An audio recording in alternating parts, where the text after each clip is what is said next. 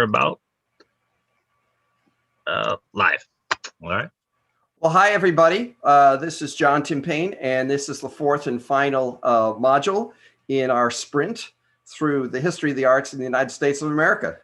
And we're ending with one that's especially dear to my heart, which is theater. American theater is a crazy story.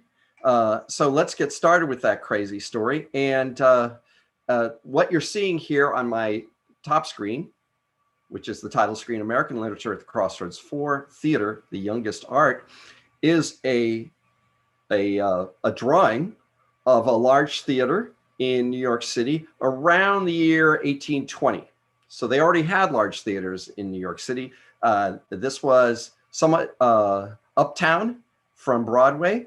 It didn't really become the center of American theater life for many years, probably until the 1870s when the Broadway we know existed, or started to exist. So as you can see, we already had a taste for theater in the United States, but our history is a very strange history. So let's get it started. So early US theater, that's, really on up until about 1920. It was a real anything goes proposition. On the left-hand side, you can see a picture of the Walnut Street Theater in Philadelphia, which is the longest continually running theater, still running in the United States. It started in the early 1900s. People like Jefferson and the Marquis de Lafayette went to shows. What would they have there? Well, it was a gallimaufry, a mix of things. And that gallimaufry explains why US theater didn't really come of age really until long after the other literary arts had gotten started. It really didn't start until the 1920s. But commercial theater was always popular. 19th century theater was a hodgepodge, an entertainment hodgepodge. You had musical reviews, circus arts, stand-up monologues, something called horse dramas, go figure. You had slapstick, you had operetta, very popular. You had what they called follies, which were dancing girls, knockabout farce, jokes. It was anything that would fill a theater, and they did fill theaters, and especially in the cities. Musicals and serious drama both arose from the hodgepodge. And what's really cool is to realize that musicals are really an American invention. Other countries do not have this tradition, but we developed it. And it came out of this crazy variety show mentality that it has never really gone away, as a matter of fact, but it was most of what theater was in the 19th century. There were stage plays. There was a certain amount of serious theater. Most of it was European based. Especially popular was Shakespeare. And in fact, at the Walnut Street Theater, a guy by the name of Edwin Booth, related to John Wilkes, did Shakespeare plays. He was very serious Shakespeare actor and made a lot of money in Philadelphia for many years and went on tour throughout the United States. So that was popular, but we didn't have an American Shakespeare yet. And the thing I want to keep in mind here about American theater is that what you learn is that what's on the stage mirrors what's off the stage. The theater, in a way, is always drenched in social awareness. And it's unlike other arts in that you have real people doing real things in real time. And you almost can't get out of the way of commenting on what else is happening elsewhere in culture and society. And that's one of the things that gives theater vitality. In the 19th century, we had a white circuit of minstrel shows, both local shows that were very popular in the cities and shows that toured all around. We also had the Chitlin circuit, and I want to talk about what they were. Minstrel shows are variety shows based on the enactment of racial stereotypes by whites in blackface. And you are seeing on the right-hand side of the screen, you're seeing a group portrait of a minstrel theater, traveling minstrel show. And it was basically, founded on stereotypes. There was a black theater circuit. It was called the Chitlin Circuit. It prospered from about 1800 through the 1930s. It really had a very long life. And this was in places that welcomed Black performers. It was called Chitlin because a chitlin is basically boiled and fried tripe. And it was sort of a joke about how you may have the Borscht Belt in the Catskills, but everyone else had to eat chitlins, which was an acquired taste, which is something you ate because you didn't have anything else. And so it was called the chitlin circuit. Minstrel shows were popular for all of the 19th century as well. Their high point was about 1850 to 1870, but they really never went away for the longest time. These stereotypes endured in radio, film, and popular culture. In fact, blackface can be found in a lot of movies as late as the 1940s. And here's an example. This is Bing Crosby and Marjorie Reynolds in Holiday Inn, that beloved movie, which has a blackface number. And although they're doing it for kicks, it still is what it is. And I'll leave that up to you exactly how to understand that. But it's a little shocking still. And many stations will not run Holiday Inn with this number in it. So there is a version of that movie without it, and for good reason. Another kind of theater, very popular in the 19th century, was vaudeville. It emerged around 1880, and it was at full strength right up through the 1920s. And the variety was the watchword again. So as you see on the right-hand side, this is an ad for the hurly-burly extravaganza. And at the bottom, and refined vaudeville. And vaudeville would have one or two refined acts, like an opera singer or an operetta singer, men in tuxes. But for the most part, it was pretty rough stuff. Short sketches, musical numbers, rough ethnic humor, jokes, magic, acrobatics. It was very popular in the cities. And there were many traveling companies. And it was really popular right up through the 1920s. And then it began to go away with movies. However, as you'll see, movies kept it going. And you see vaudeville performers who had long careers into the 1950s who really got their start in vaudeville. So it had a long shadow. One of the greats of early Broadway, I'm sure you've heard of him, George M. Cohan, talented singer, dancer, and composer. That's him at the right.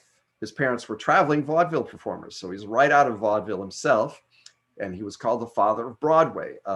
Broadway really boomed starting in the last 20 years of the 19th century. And Cohan, as much as any performer, maybe more than any performer, was responsible for building up Broadway's popularity. He wrote more than 36 musical productions and 300 songs, several of which are still sung, including Over There, Give My Regards to Broadway, You're a Grand Old Flag, and Yankee Doodle Boy. And if you've seen the movie starring, I'm sorry, I forgot, James Cagney, then you know what kind of performer he was. Energetic, man who played to the audience, great singer and dancer. In 1912, two unrelated events happened. First of all, the Titanic sank. And in an unrelated development, the number of theaters in the United States grew to its high point, which was 8,000. So there were 8,000 theaters in the United States, which shows you just how vigorous this variety theater approach to things was. 8,000 was the high point. Today, we have about 1,900 theaters in the United States, most of which are non-for-profit, but these are for-profit theaters. So you got to ask, what was the first American play? Well, a good candidate in my book is Beyond the Horizon, first performed in 1920 by Eugene O'Neill. You'll see his face there on the right-hand side. It's a family tragedy, and it won the Pulitzer. And since O'Neill's name has come up, I think we might take a moment and play a brief scene from one of his productions. He wrote Long Day's Journey into Night early in the 20th century, and he said it's all about his family, really. And he said in his will that he didn't want it performed during his lifetime, and he stipulated, however, that it should be performed after he passed away. So here is a very famous production, 1987 TV version of the Tony-winning 1986 Broadway revival of Eugene O'Neill's Long Day's Journey into Night. Quite a star-studded cast: Bethel Leslie as Mary, Jack Lemmon, Peter Gallagher, and a very young Kevin Spacey. And it's a family tragedy. Watch how the disappointments and the shortcomings of the different family members interplay. Also watch the decline of the mother, which is really pulling the rest of the family down. That's the plot of this play. And she gets foggy sometimes, and other times has explosions of piercing reality come out of her. So it's quite a play. We'll watch about 2 minutes of it. Where's your father? I heard Kathleen call him. Oh, he's gabbing with old Captain Turner, Jamie says. He'll be late as usual. Let's go down to where he is and tell him. The idea of screaming is that this were a cheap boarding house. She's down there now interrupting the famous beautiful voice. She should show more respect. It's you who should show more respect. Stop sneering at your father. I won't have it. You ought to be proud you're his son. He may have his faults. Who hasn't? But he has worked hard all his life. He has made his way up from ignorance and poverty to the top of his profession. Everybody else admires him. And you should be the last one to sneer. You who, thanks to him, have never had to work hard in your life. Remember, Jamie, your father's getting old. You ought to show a little consideration. I ought to. Dry up. For Pete's sake, Mama, why jump on Jamie all of a sudden? Because he's always sneering at someone else. Always looking for the worst weakness in everyone. I suppose life has done that to him, and he can't help it. None of us can help the things that life has done to us. They're done before you realize it, and once they're done, they make you do other things until finally everything's between you and what you'd like to be, and you've lost your true self forever. I'm hungry. I wish the old man would get a move on. It's a rotten trick the way he keeps meals waiting and then beats because they're spoiled. Yes, it's very trying, Jamie. You don't know how trying. You don't have to keep house with summer servants who don't care because they know it's not a permanent position. The good servants are all with people who have homes, not merely summer places. Your father won't even pay the wages of good summer help has, so every year I have stupid, lazy greenhorns to deal with. I know you've heard me say this 1,000 times. So is he, but it goes in one ear and out the other. He thinks money spent in a home is money wasted. He's lived too long in hotels. Not the best hotels, of course, second-rate hotels. He doesn't understand a home. He doesn't feel at home in it. If he wants a home, he's even proud of having this shabby place. He loves it here. It's funny when you come to think of it, he's a very peculiar man. What makes you ramble on like that, Mama? Nothing in particular, dear. It is foolish. Lunch is ready, Mum. I went down to Mr. Tyrone like you ordered, and he said he'd come right away. But he kept on talking to that man, telling him of the All right, time. Kathleen. Tell Bridget I'm sorry, but you'll have to wait a few more minutes till Mr. Tyrone is here. Yes, Mum. Damn it, why don't you go ahead without him? He's told us to. He doesn't mean it. Don't you know your father yet? He'd be so terribly hurt. Oh, I'll make him get a move on. Hey, Papa, come on. We can't wait all day. What are you staring at, Jamie? You know. I don't know. Oh, for God's sake, Mama, you think you can fool me? I'm not blind. I don't know what you're talking about. No? Take a look at your eyes in the mirror. Oh. Well, I got Papa moving. He'll be here in a minute. Well, Papa may be here in a minute, but I think we're going to move on. It's a tremendous, very, very sad play. But what's really amazing about it, at least from my perspective, is the creation of Mary, the mother, and the way that she focuses everyone on what's wrong with the family. We will return to Eugene O'Neill in a little while, and he's one of what they call the big three, the giants of 20th century American playwriting, and that's a taste ahead of time. In 1920, in the same decade, you have Showboat, which is the first modern musical. It's the first full-length stage production integrating song and dance in a single coherent story. It's an American invention, and it's not even, the amazing thing, it's not even 100 years old. if you look on the left-hand side, you'll see just how large a production this was. It's a deep stage, and there is a trompe-l'oeil a steamboat in the back from which people could sing from the galleries. It is enormous. On the right-hand side, you see Paul Robeson. He was supposed to play the part of Joe. It was written for him by Oscar Hammerstein and Jerome Kern, who were the co-writers of the musical, but he couldn't do it. But Showboat got so popular that when it went back on Broadway 5 years later in 1932, Robeson made sure that he was there for that part. And of course, then he sang it in the 1936 movie. So the book and lyrics were by Oscar Hammerstein, whose father was one of the great inventors of Broadway. Really, you can say he invented Broadway from a business perspective. A great impresario, but also a great real estate agent. The music was by Jerome Kern, the same guy who wrote the music for The Wizard of Oz.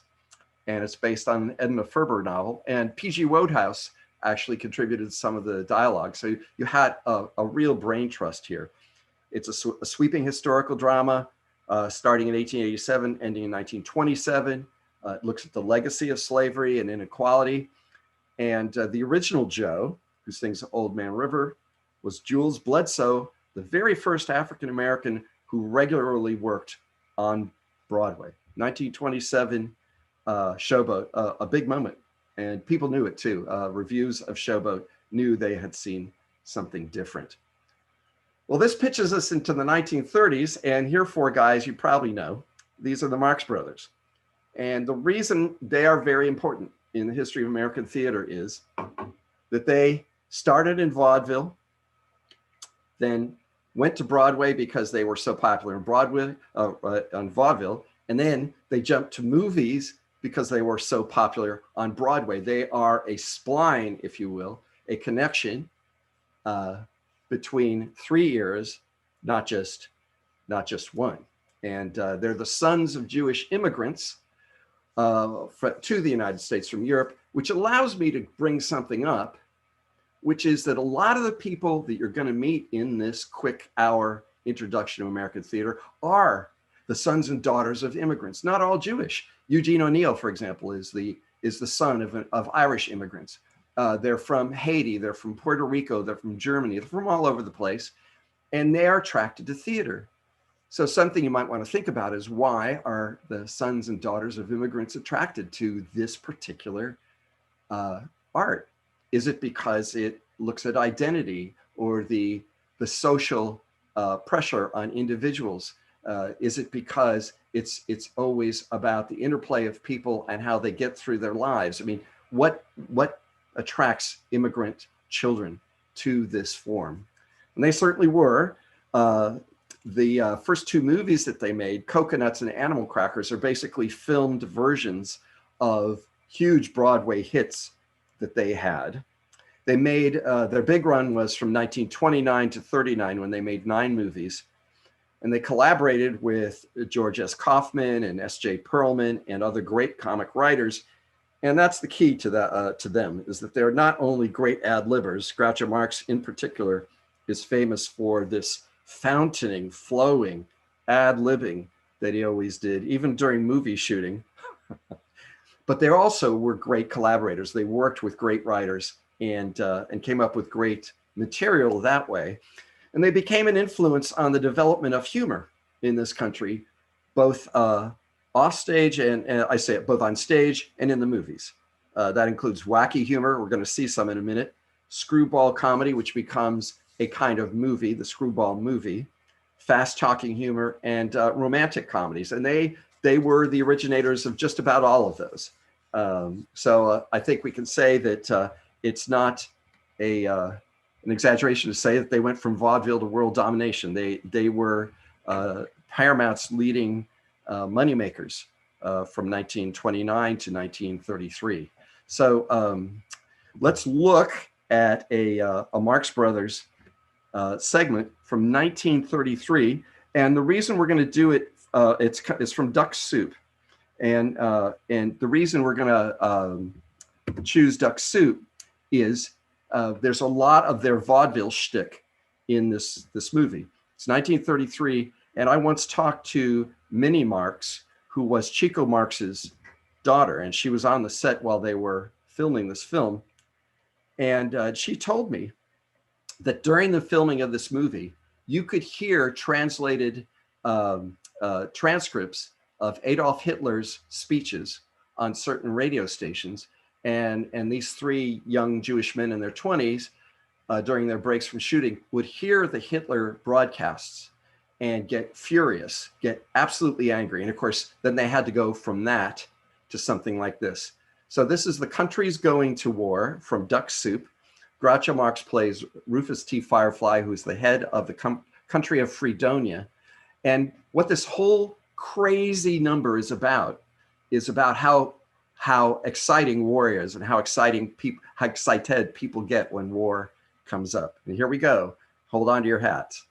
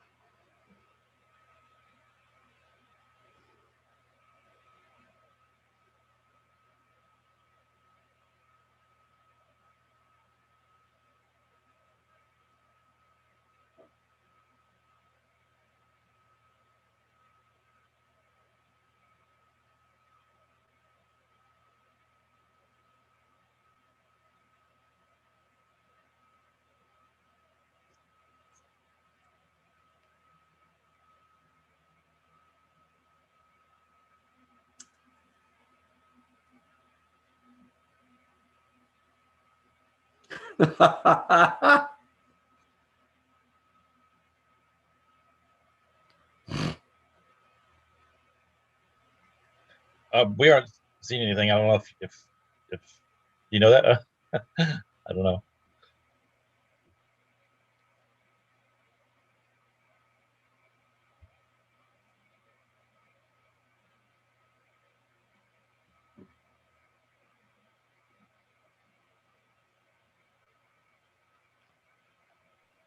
John, we're not hearing anything. You know that we're not hearing anything? Oh, you're not? Oh. No, we're not. Yeah. Oh, darn. Well, let me, I hope it's looking funny. Hold on. We don't see either. I think you have to push. Right, screen share again. Yeah. Sorry. Okay. Let me do that. Did you hear anything from the first one? No, we didn't hear none of them. We didn't see or hear. Okay. Well, that's not. Your face. What's that? Always see your face and then us here. That is unfortunate. Okay. Well, we'll get this right. Okay, this country's going to war. There we go. Now we see it. You know, and it says share sound. Okay, so one of the things I was going to talk about is there's so many different kinds of music that is being just slammed through here. There's operetta. There's now they're doing bluegrass, as you can see. They just got through doing Negro spirituals. All God's Chillin' Got Guns. That's where that's from. There's so much shtick that is, physical humor from vaudeville, like the cutting off of the plumes of the soldiers' helmets and stuff, which is a symbolic gelding. I think don't need to belabor that too much. So you have a lot of their traditions that they came up through in one musical number. So let's see a few more seconds of it here. See, I think it's going through your earphones, maybe, but not your computer. I think that's probably what's happening. So you're still not hearing it? No, it's probably going through your earphones. You'd have to take out your earphones I don't know if you can do that with your mic, but take out your earphones and then play it just normally, making sure your sound is going through your regular computer speakers, maybe. Well, it is coming through mine. Hold on, yeah, just a minute here. Sure. Well, it says you are screen sharing live. Okay, let me stop that screen share. Now we can hear. I think I don't know how loud, but okay, let me see if I can. So they're doing Turkey in the Straw while everybody's going to war, to war, to war. We're going to go, and that's Harpo playing the.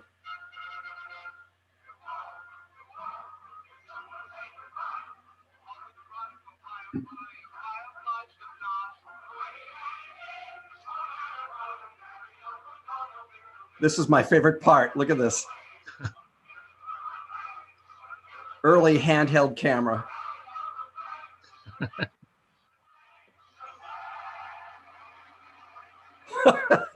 Our country's founding fathers. Anyway, so that's the Marx Brothers, and they, there's so much of this that comes from very old traditions that they obviously came through on. Let's see. Can you see my? I think you can see. We can see your computer screen. Yeah, now it's like now it's presentation screen. Yeah. Okay, great. Oops, sorry. Excuse me. It's still going.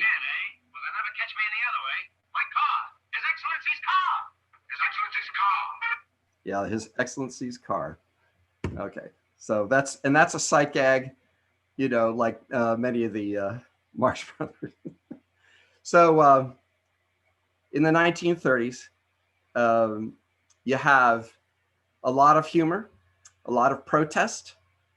You have Porgy and Bess, which is a very important moment because it's sort of it's an opera and it's also a musical. And you have Our Town, which is a very misunderstood play because it's often used in a sentimental way, performed in a sentimental way as though it's sort of nostalgic, and it has a nostalgic air to it. But actually, it performed the way that Thornton Wilder wanted it to be. It's actually a pretty dry-eyed look at small-town American life. So we had to go back up to the top. We had Philip Berry, who wrote things like Holiday, which you see at the lower right-hand corner there with Katharine Hepburn and Cary Grant. You have the Philadelphia Story. You also have writers like George S. Kaufman again and Moss Hart with You Can't Take It With You, which is still very much performed. You also have protests. So you have Clifford Odets, that's his upper left-hand corner in Awake and Sing, which is about an immigrant Russian Jewish family trying to make it in Brooklyn. Sort of the granddaddy of that kind of theater. Mark Blitzstein, which is The Cradle Will Rock, as sort of a pro-union socialist protest play. You have Lillian Hellman, the great Lillian Hellman, the consort of Dashiell Hammett, and author of things like The Children's Hour, which you see on the upper right-hand screen. In The Children's Hour, it's the plot is that a child accuses one of two beloved teachers in her school of being lesbians, and what happens to the two women because of that. Pretty much ahead of its time. In fact, it was so far ahead of its time they really couldn't make that explicit in the early movies based on it. And then you had Porgy and Bess, opera by George Gershwin, again another son of immigrants, a white Jewish guy who heard black music very well and was able to create one of the great black music monuments. And it was the first all African-American cast on a Broadway show. And then you have Our Town at the end of the decade, first performed near my house at the New Hope Theater in 1939. And it's really talking about what ordinary American life is. What is it? What does it mean? What does it mean to be in small towns in America in the middle of a century?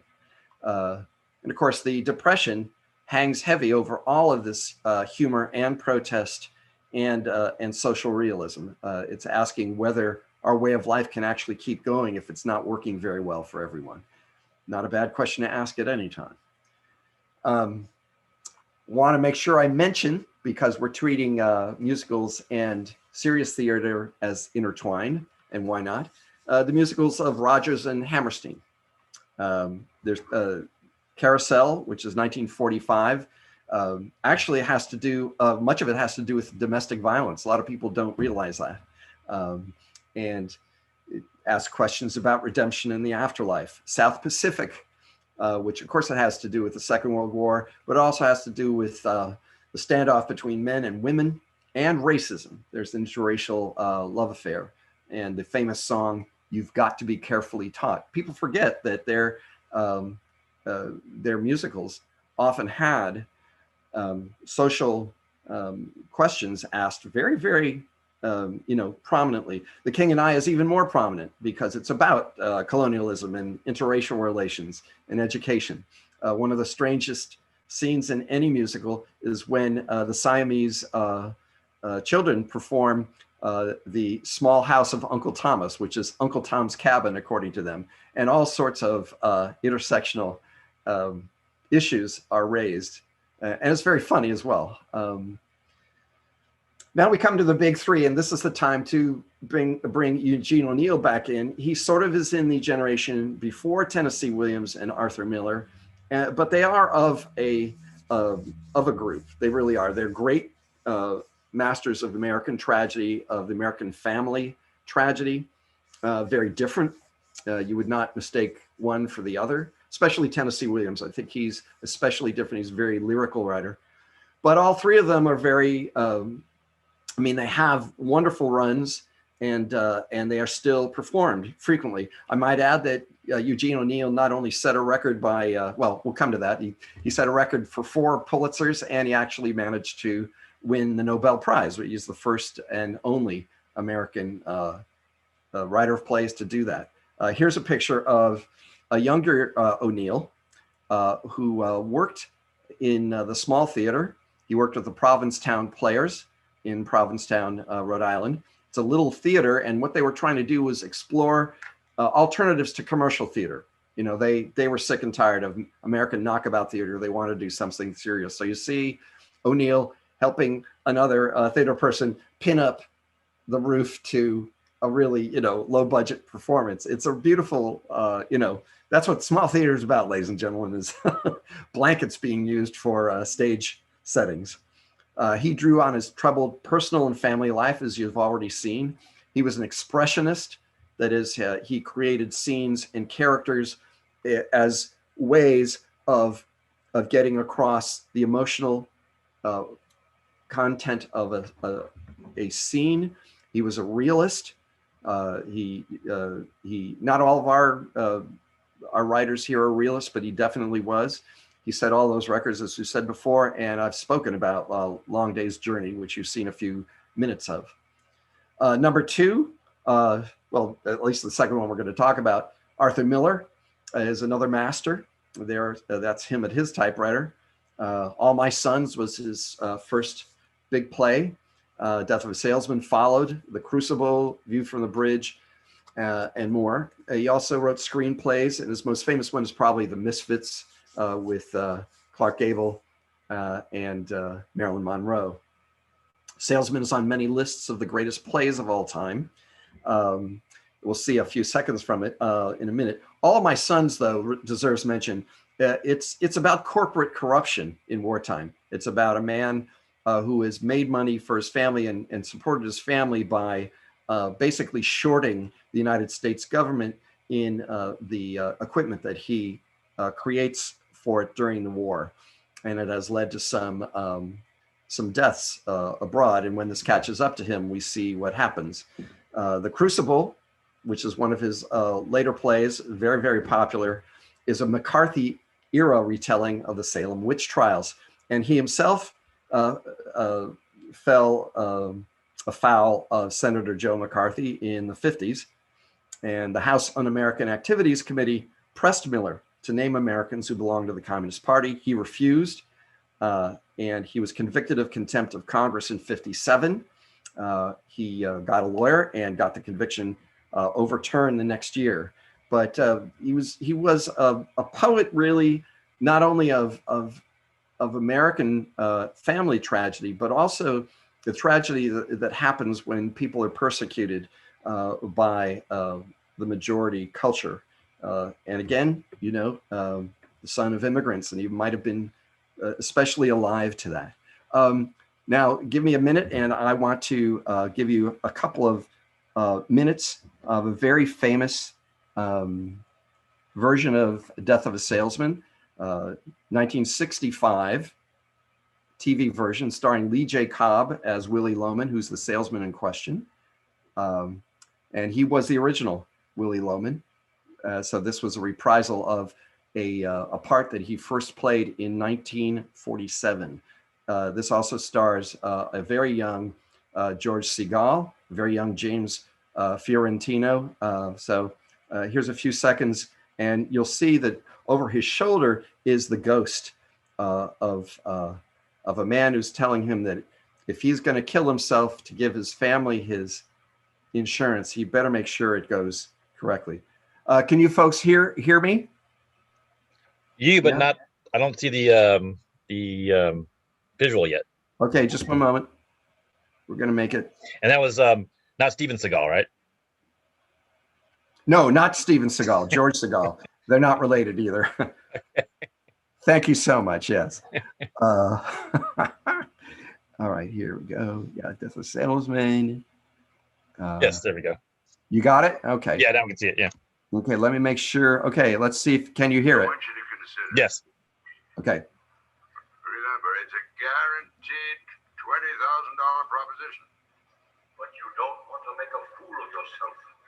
They might not honor the policy. How can they dare refuse? Didn't I work like a coolie? Meet all those premiums on the nose, and now they don't pay off? Impossible. That's a point. And 20,000, there is something you can feel with the hand. It is there. That's the whole beauty of it. I see it shining like a diamond in the dark, hard and rough, as you can pick up, feel with your hand. Not like an appointment. And it changes all the aspects. Because he thinks I'm nothing, and so he spites me. But at the funeral,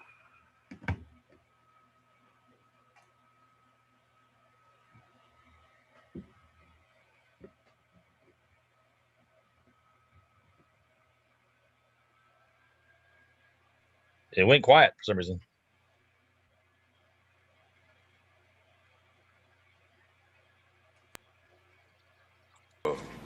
How's that? well, that boy will be thunderstruck.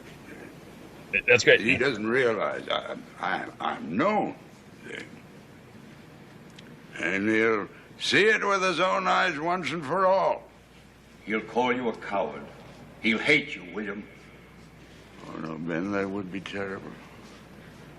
Ben, how do you get back to all those great times, Ben? Always some kind of good news coming up. Always something nice coming up again. So that is yet another vision of the American tragedy and the family being pulled down, not this time by the mother, but this time by the father, who is planning his, he's planning to commit suicide so that his family can get the money from the policy. And I'm not saying it's a happy play, but it is a very effective play. And it's often on, it's on a lot of people's best plays of all time list. And Lee J. Cobb is tremendous. And you'll notice too that, you know, he's talking with the ghosts of his past directly. It's a very effective thing that Miller has concocted. So that is, and can you see this? Can you guys see this on the stage? Okay, great. Look good. Okay. Tennessee Williams is next. He's a voice from the South. I think that gives his playwriting something different. We're really looking at New England in the plays of O'Neill and Miller, but in Tennessee Williams, you're just as likely to see New Orleans or the square of Atlanta, of a southern city, because that's where he grew up. In some of his plays, especially Streetcar Named Desire, which we'll talk about, you can almost feel the 100-degree, 100% humidity heat of the South. It's almost like a character in some of his plays. He writes explosive lyrical plays examining identity, class, Southern life, alcoholism, and sexuality. Williams was a gay man who was tortured by his sexual identity. He didn't want to be gay for much of his life. he came to some rapprochement with it, but alcoholism also was part of his life, partly out of that experience of wrestling with what he really was. His female characters are astounding. They're really singular. They're all interesting, and he doesn't let you love any of them 100%. They're critically drawn, but they're also singular. They're real. A lot of male writers aren't very good at delineating women, but he has a real way with it. And we think of Cat on a Hot Tin Roof. We think of Blanche Dubois in Streetcar Named Desire. So many, and if you're interested in female characters in theater, he's your man. Streetcar in 1947 began his glory days, and he's in 12 years, he had a run of 8 plays on Broadway, and they all made a lot of money. He had Streetcar, he had Summer and Smoke, a beautiful play, The Rose Tattoo, which, by the way, among these plays is really an up play. It's a wonderful profile of a woman. Camino Real, Cat on a Hot Tin Roof, aforementioned, Orpheus Descending, retelling of the Orpheus story, Garden District, and Sweet Bird of Youth. Now, if I can get this, okay, great. We're going to go to see if we can get, yes, here we go. And we're going to, yes, I have to move this. Sorry, guys. Yeah. Okay. And we're going to go to Streetcar. Boom. Yeah. Make sure I can, tell me if you can hear this. Wait. Just make sure. Share sound. Stop share. Try that again.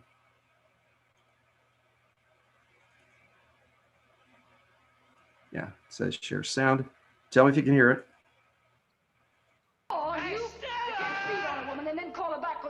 Excellent. I hope they haul you in and turn a fire like they done last time. You stinker. Marlon Brando. Hey, Stella! Hey, Stella!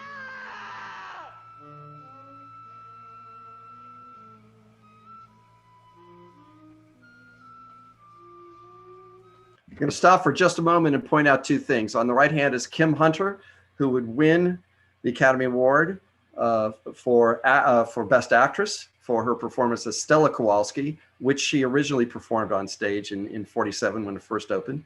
On the left-hand side is Vivien Leigh, who also won the Oscar as Blanche Dubois. Watch how this scene ends, because Stanley's been naughty, and Stella is being protected from him by the women in her life. But in a moment, as you can see, she's going to go down to him. She ends up being, she starts out as being sexually drawn to his magnetism as she goes down the stairs. By the end of the scene, it's more of a maternal and son relationship, which is part of this play. I wouldn't mix in this.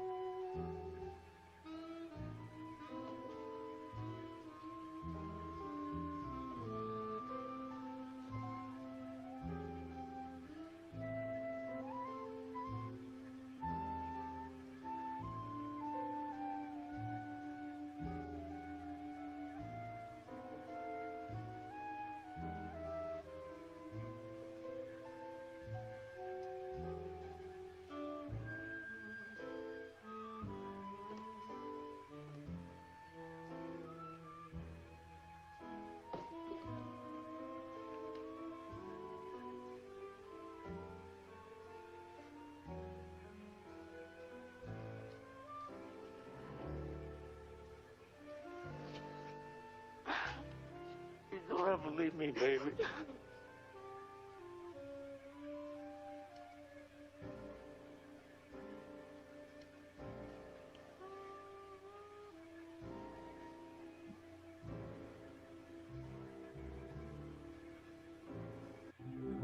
So what's really interesting in that scene, and I don't think people ever saw anything quite like that before, is this frank mixture of sexual desire and the maternal, just for a moment, right at the base of the stairs, and then it goes all sex. And of course, Stella Kowalski and Blanche are two of the best American women ever written, yeah, especially the best in theater. And it's, Brando did not win for this. But in this year, he won an Oscar nomination, his first of 4 straight Oscar nominations. He finally won in '57, I believe, for Zapata. So that's a little taste of Tennessee Williams. And really, one of the main reasons I want y'all to go see theater is to experience this wide range, really, of voices and places, and you get a real sense in Tennessee Williams of this American life that we haven't seen before, and he gets at corners that people had not tried to get at before. So we go to 2 dramas by women of color in the 1950s, and I want to just make sure that you realize that Black theater was really kept away from Broadway and in major urban American theaters for the longest time. A Raisin in the Sun, which of course is famous now, by Lorraine Hansberry, that was the first Broadway production by an African-American woman, and that's 1959. And it's got a very specific topic, which is the so-called restrictive covenants, that is redlining, the insurance practice of making sure Blacks could not buy or rent housing in white neighborhoods. And it's a vestige of Jim Crow. And indeed, redlining still happens in some of our biggest cities. I can say that because I've seen it at work in Philly, where they're trying to stamp it out, but it's hard to stamp it out because people can always say, well, it's not redlining. Well, it is. And it's an old vestige of Jim Crow. So you see that in this play where a woman plans to take an inheritance and move to a white neighborhood. Some of her Black neighbors say, well, why would you do that? You're just putting us down and moving away from us. She says, I'm not doing that. I'm doing it as a way to have a better life. And of course, the play asks that question. What does a better life mean for an American, for a woman, for a Black American woman? What does that mean? And of course, the backdrop in this wonderful play is the mid-century civil rights movement. And a second drama by a woman of color takes place in 1976. There were others in between, but these are 2 standouts. And I hope you get to see some of these, especially this play. This is a different thing. This is called For Colored Girls Who Have Considered Suicide When the Rainbow Is Enough by Ntozake Shange. And it is danced and performed in poetry. People don't stand around and talk at each other. There's a constant movement. Individuals tell their stories, and they are upheld by the community of women. So it's both communal and individual in a way we really haven't seen in many of our plays. And that's what I want to point out, is I think that's a big element of Black American theater. It's one of the things Black American theater has to contribute, is how the community upholds the individual. And that interplay is very important in Ntozake Shange's drama. It's got spiritual feminism about it. I found God in myself, and I loved her. I loved her fiercely. And it's also, very importantly, one of the beginnings of slam poetry. Slam poetry, as you know, is competitive poetry in public. And it really gets its start in around 76, 77, along with rap and hip hop, which come out of the South Bronx in about 1976, right at the same time that Shange is writing this play as part of the New Yorican Poets movement. It's a very historically important moment. Speaking of that, West Side Story is in 1957. Music by Leonard Bernstein, another son of immigrants, and Arthur Lawrence, yet another one. Lyrics by Stephen Sondheim, dance by Jerome Robbins, yet another son of immigrants. It resets Romeo and Juliet amid a gang war in uptown Manhattan. It's a white gang versus a Puerto Rican gang. And you have songs like America and Somewhere There's a Place for Us, and other songs which probe violence, bigotry, xenophobia, the place of youth in society. So in 1961, the movie was made. 10 Academy Awards, including Best Picture, at the time the most honored film in history. In 2020, last year, was a Broadway revival, which I went to see, quite good. And it was the first ever, can you believe this? The first ever racially faithful production. So racially faithful, where the people on stage were the same race and background as the people they were portraying. And in 2021, Steven Spielberg is making, right at this moment, a new musical based on the 2020 production. So we are about to see this, and I hope you go to see that at the movie theater. It will be something. Of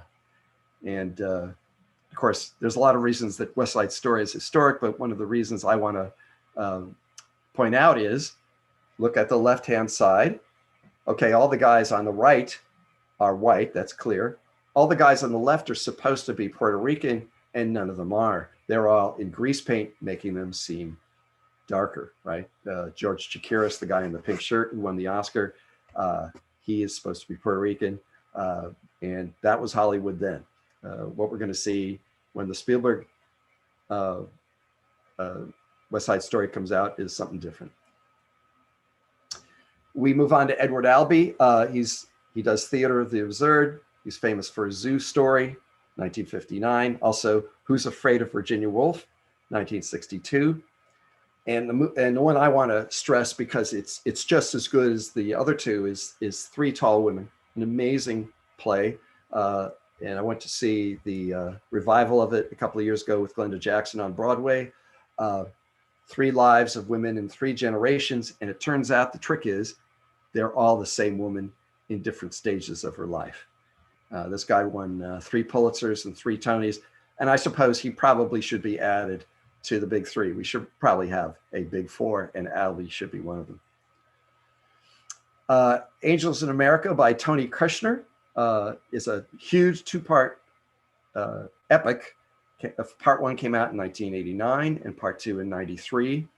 It maps political and social change of various sorts. The focus is now on gay experience, both closeted and open, as well as the AIDS crisis, which erupted in America in the early 1980s during the Reagan and later in the Bush era.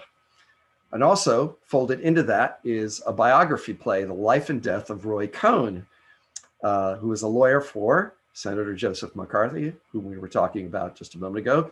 He was a gay-hating gay man, and he dies, ironically, of AIDS, which is covered in this play. And on the HBO miniseries, he is memorably played by Al Pacino, as we'll see in a second. And there's an angel in it called America. And she usually is performed as a she. She seems to stand for social judgment, but also the chance for purity in life, some kind of redemption when everybody and everything seems to be against you, and redemption is found in forgiveness, as we're told. So let's see if we can see a couple of seconds. We're going to look at the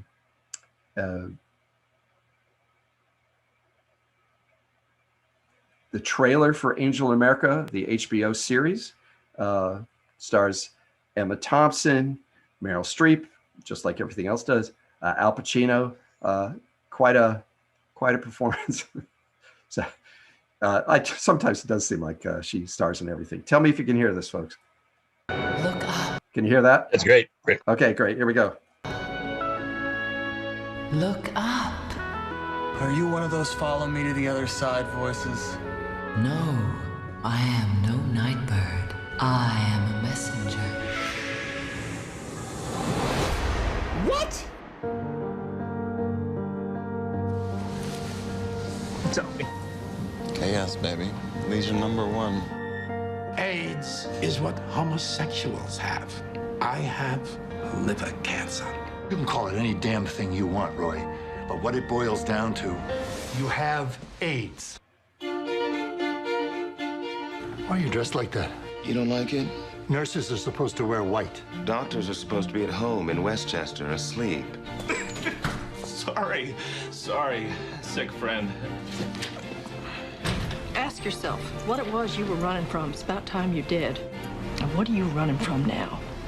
You should never have married me. You have all these secrets and lies. It's the hardest thing, forgiveness. Maybe that's where love and justice finally meet.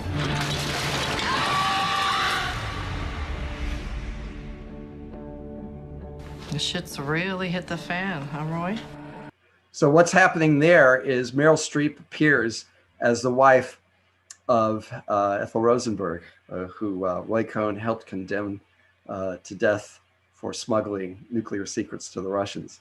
And she is a delusion that he has in the throes of AIDS. So it's almost as though he's being, ironically, I think, punished. And and when she says, "Okay, now this, you know what hits the fan," it's sort of his comeuppance. The fun's just started. I'm not safe here, you see. Weird stuff happens.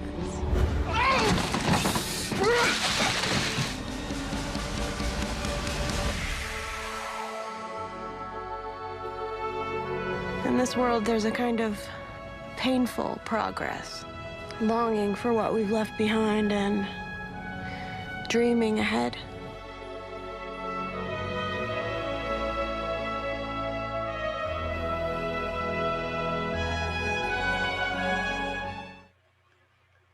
One of the things that I admire about, one of the many things I admire about Angels in America is that it does state the gay aesthetic right out front. And yet it's one of the most piercingly, sweepingly truthful plays about America that you can read. Because what she says about the painful progress in American life, which is full of regrets, backward looks, the play really earns that historical vision. And if you haven't seen it, it's something you should see. It's a great American success, and it's hard to come back. I must say, it's hard to come back for a person from something like that. Let's see here. Can you see my screen? Hello? I can see you, but not the screen. You can't see the screen. I'm sorry. I'll get this right one of these days, guys. Yeah, here we go. Okay, can you see my screen now? Yes. Okay, great. So that's Angels in America. I wish I could. It's truly probably the most epic play of the many epic plays we've looked at in this quick survey. However, talking about an epic is August Wilson. He is the author of the Pittsburgh Cycle, 10 plays, decade by decade, through the 20th century as a chronicle of African-American life. Its great theme is the impact of the Great Northern Migration. That is, after slavery and through the Jim Crow years, there was pressure for impoverished Blacks to seek better futures in the northern cities. So there was a large-scale northern migration, one of the biggest such migrations in American history. And August Wilson is its faithful recorder. Famous plays include Ma Rainey's Black Bottom, which was such a success just recently, won several Golden Globe Awards. Fences, which you see James Earl Jones as the late, he's playing a Negro Leagues hitter who missed his chance to be in the white major leagues. And of course, down below him is Ma Rainey, the great blues singer, singing at a mic while she's in a recording session. And then the third one is the piano lesson, which is about a piano that contains a ghost of a family's history. And it's a piano that travels north along with that family. A very powerful, very wonderful metaphor for Black life and for the haunting of the past. And also I want to say about August Wilson, again, you have this thing about the community and the individual. So you have competitive talk, you have people telling stories while everybody around them listens almost antiphonally. You have storytelling, you have doing the dozens, a lot of kinds of Black speech. And this reminds us that this has never been very far away from American theater, that African-American theater has been American theater from the beginning. And speaking of that, we have Hamilton by Lin-Manuel Miranda. It's a musical. It's an almost all person of color cast, which plays an almost all white world. So there's a constant probing of race, class, and identity because our founding fathers are seen as brown men and Black men. So you have rap and hip hop in both the dialogue and the dance. And I think one of the most wonderful parts of Hamilton, if you haven't seen it yet, are the battle scenes. When they dance the Revolutionary War battle scenes. Absolutely stunning. Lin-Manuel Miranda, again, son of a man from Puerto Rico. He calls it America Then as told by America Now.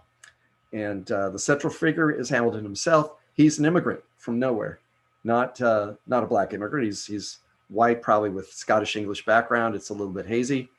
But he climbs to the top because he can, because he's got the goods. He was not a wealthy businessman like a lot of the guys who founded our country. He was an outsider who worked his way just about to the top.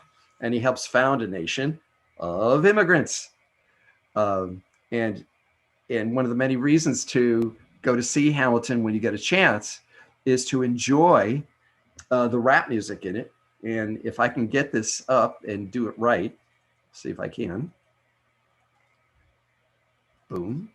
Okay, so can you see that? Can you see that screen? Yep, looks good. Great. I just want to make sure I have it. Yeah, good. So this is when the cast of Hamilton came to the White House in 2016. And from left to right, you have John Laurens, played by Anthony Ramos, the Marquis de Lafayette, played by David Diggs, Hercules Mulligan, a freed slave, played by Okederte Onawawan, and Lin-Manuel Miranda in the blue jacket, who plays Alexander Hamilton, and next to him, his bête noir, Leslie Odom Jr. as Adam Burr. And this is the tune "My Shot," which is basically the central tune of the entire play, about Hamilton saying he's not going to give up his shot at greatness, his shot at making a difference. And of course, the word "shot," since he is, in light of the way that he died, is fairly ironic. Here it comes. Oh, no more sex. Pour me another brew, son. Let's raise a couple more to the revolution. Well, if it ain't the prodigy of Princeton College, we're Aaron Burr. Give us a verse, drop some knowledge. Good luck with that. You're taking a stand. You spit, I'ma sit. We'll see where we land. Burr, the revolution's imminent. What do you stall for? If you stand for nothing, Burr, what'll you fall for?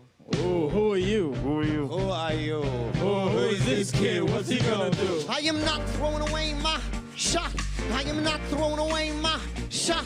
Hey, yo, I'm just like my country. I'm young, scrappy, and hungry, and I'm not throwing away my shot. I'm gonna get a scholarship to King's College. I probably shouldn't brag, but dag, I'm dazed and astonished. The problem is I got a lot of brains, but no polish. I gotta holler just to be heard with every word. I drop knowledge, I'm a diamond in the rough. A shiny piece of coal, trying to reach my goal. My power of speech, unimpeachable. Only 19, but my mind is older. These New York City streets get colder. I shoulder every burden, every disadvantage. I've learned to manage. I don't have a gun to brandish. I walk these streets famished. The plan is to fan this spark into a flame. But damn, it's getting dark, so let me spell out the name. I am the A-L-E-X-A-N-D-E-R.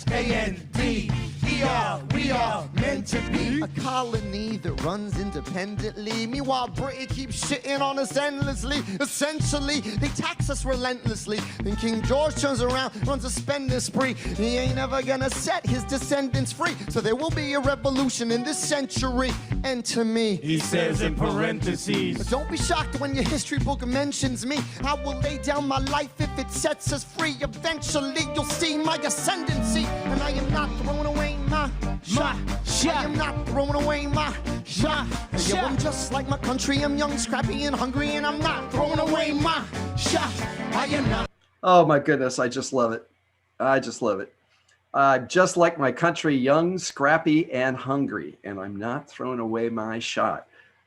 It's hard to, and also look at the amount of historical fact that is being communicated in rap music. I mean, you know, you have kids on the playground these days who know these songs by heart, and they know about King George and monetary policy. I just love it. Oh goodness. Can you see my screen, guys? Yes. Yeah. Great. So I leave you here by talking about what's happening right now in 2021. Right now, the last, I'd say 10 years maybe, we have had an amazing explosion of plays by women of color. And here are 5 of them. I don't expect you to know them, but I hope someday you will see plays by at least one of them. They're wonderful. We have Anna Uyang Menk, who is Asian American. She has written, among other things, a play called Sin Eaters about a woman who is a content moderator at a website, a social media website. She gets to delete all the bad stuff before it gets out to the public, things that people post that are illegal or harmful. A tremendous play. Dominique Morisseau, she is she's the daughter of Haitian immigrants, and she has written the Detroit trilogy, which is a trilogy of plays about that great city. She tends to study a place and then write a play about it. She also was the woman who wrote the book for Ain't Too Proud, the musical about the Temptations that was up for Best Production a couple of years ago at the Tonys. A tremendous person, sparkling personality. Right beneath her, you have Kiara Alegria Hudes. She is, again, a daughter of a Puerto Rican. And she, I mean, you know, these people are quite amazing. She wrote the book for In the Heights, which is a musical that Lin-Manuel Miranda wrote, and is going to be a movie that was supposed to come out last summer. It's coming out this summer. I hope you will see it. And it's about Washington Heights, New York City. Again, rap and hip hop being used as that medium. But Kiara Alegria Hudes has also won already the Pulitzer for her play Water by the Spoonful, and she was a finalist for her play Elliot, A Soldier's Fugue. And if you go around to the left, you have Lynn Nottage. She's a little bit older than the other players, but she's an interesting case. She goes to a place and she camps out for weeks, and she has graduate students who give her material. They go into let's say she went to Reading, Pennsylvania to write a play about Reading, and she went into the city records. She looks at city architecture. She looks at the work history of the city and writes plays that way. She's won Pulitzers for the play Ruined, which is actually set in Africa, and Sweat, which is her play set in Reading, PA, 2015. Her most famous play, though, I think the one that gets played the most, is Intimate Apparel, about the apparel making industry in New York of the early 1920s. Again, early 1900s, I should say. And again, that's, she really hit the books for that and talked to women who had worked in that, very, very elderly women by that point. Wonderful play. And finally, in the middle, we have Jackie Sibley's Drury, who is, she won the 2019 Pulitzer Prize for her play Fairview. So that brings us up to 2019. And you have stories that didn't get to the stage before. You have points of view that weren't expressed before. And I might add that Drury is the daughter of people from the Virgin Islands. So you have, again, that immigrant, influx to our stages. I think I'll play a little piece of, this is a local production of Detroit, 1967, by Dominique Morisseau, and it gives you the sense. It's about a bunch of people who have they're running what they call a downstairs club, which was illegal in Detroit, but it was a major form of entertainment for the working class blacks of Detroit in the 50s and 60s. And this is the story of people who have such a club during the Detroit riots and what happens to them. So this is a trailer for a local production of that. This is, again, Detroit, 1967. Let me do this one more time. Sorry, guys. Almost done. Here we go. And make sure, yeah. You got it? Let's try it. You hear it? Yep. Okay. On July 23rd, 1967, Detroit was hit by a riot. We said it couldn't happen, but it did.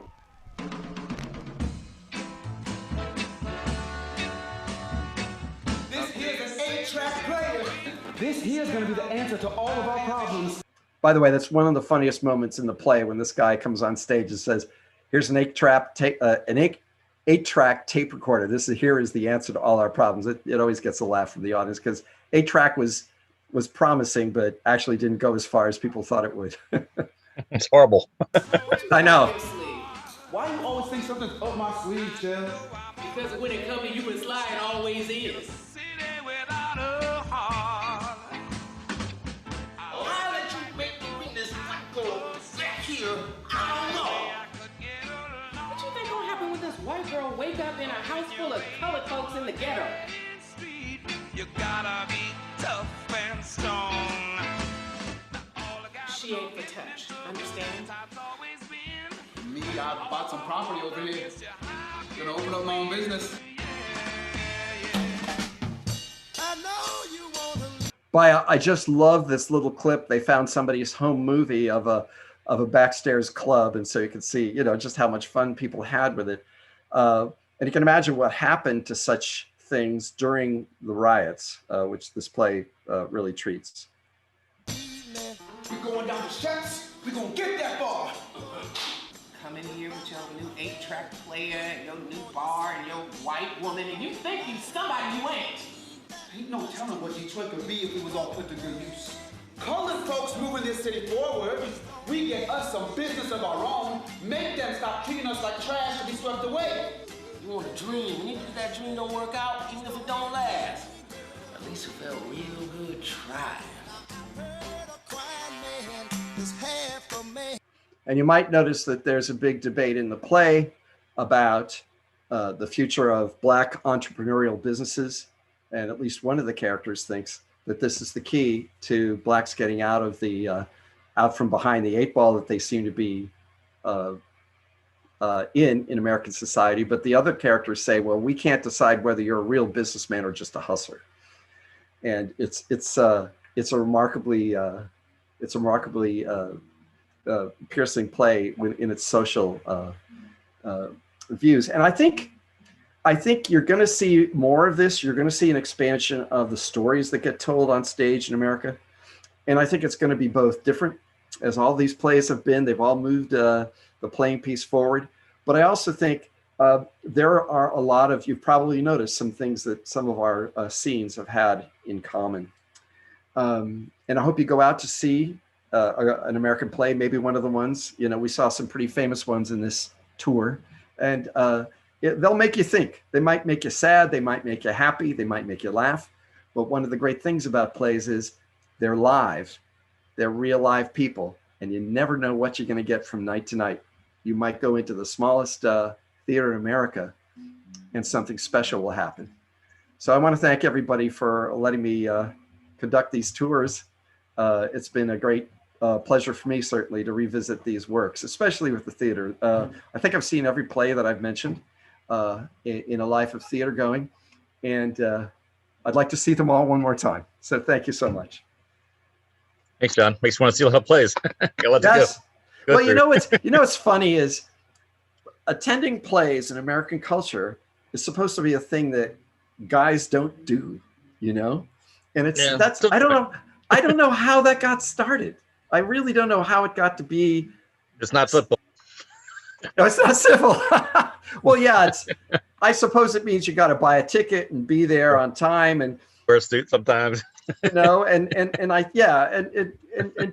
I think plays are very different from movies because movies go at a certain pace and they're loud. With plays, you got to concentrate on. They call for attention. Maybe that's it. I don't know what it is. I'm a guy. I always like them. I haven't killed anybody. So John, thank you so much for such a great presentation today, and the whole series has just been wonderful. And what struck me today was the number of plays that I have not seen. Streetcar Named Desire, Same here. and all of these other ones that you mentioned. I copied them down, and I'm going to watch them. I've heard of them, seen excerpts, of course, but the one scene from Brando there with Kim Hunter was just so moving. Yes. Just really impressed with that list and help that you gave us. Yes. Oh, yeah. Thank you so much. The great thing about that is it's on TV all the time. You can probably find it. You can probably find a way to watch it on the web. I just wait for it to be on television. It's a really good performance of the play. It's actually fairly faithful, except at the very end. And you have so much talent in front of the camera. It's famous, the Stella thing.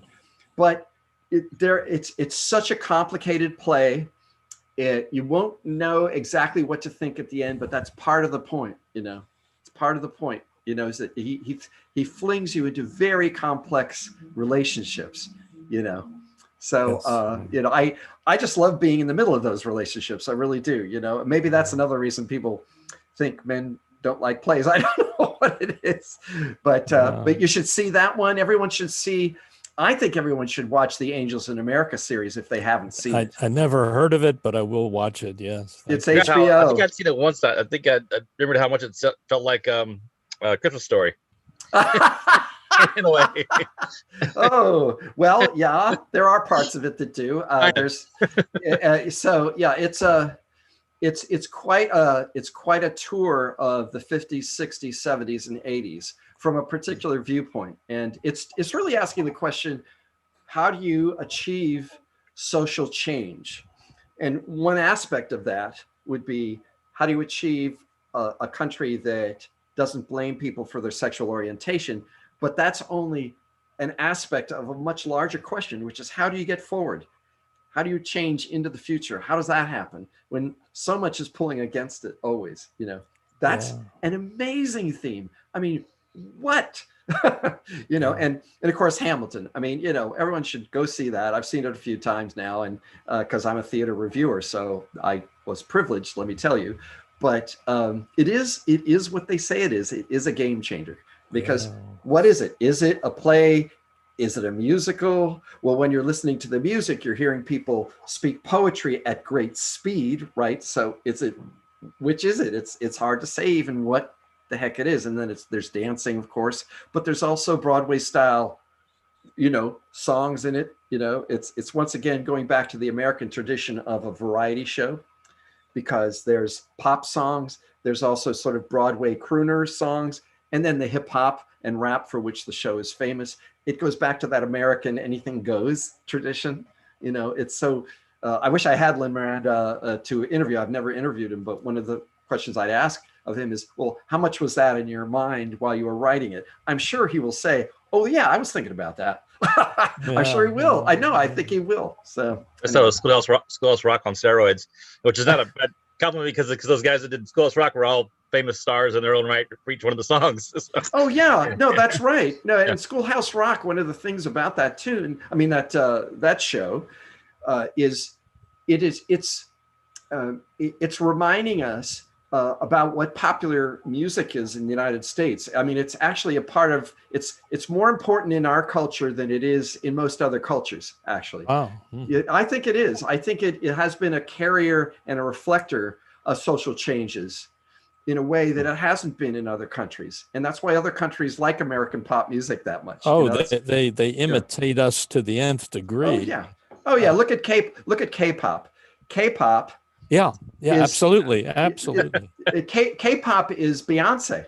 It's Justin Bieber. It's the boy bands. Right. But it's filtered through this amazing energy of the Korean entertainment industry, which I quite like to see. It is because they're good, not just, they are copying us, but they are copying us in a way we never thought of. You know, I mean, they actually are sort of kicking the can down the road a little bit. Yes. And I love watching stuff like that. I do. Yeah, just tremendous. Thank you so much. Have fun, everybody. Thank you so much. See you soon. Okay, Louis. Thank you, Bill. Thank you so much.